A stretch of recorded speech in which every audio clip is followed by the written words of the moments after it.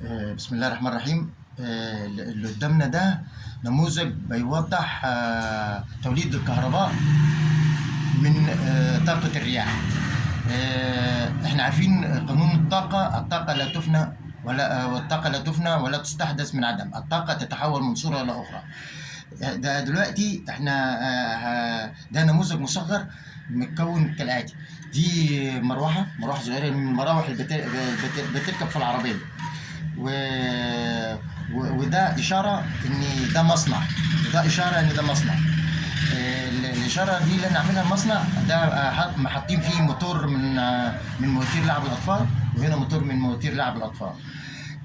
أنا بستخدم هنا طاقة الرياح. أول دي ما بتلف بقى أنا كنت بستخدم بلور كده على أساس دي تلف بسرعة عالية. بمجرد ما بتلف بسرعة عالية في قلب حديدي هنا وسط مجال مغناطيسي يقوم تتولد كهرباء.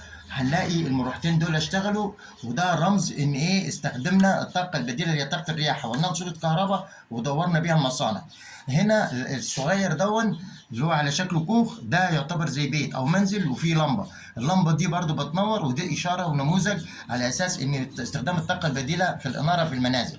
والطاقة البديلة طول ما دورت استخدمناها في إدارة المصانع واستخدمناها في إدارة المنازل، برضه هنقدر نستخدمها استخدامات في الأجهزة الكهربائية من داخل المنزل.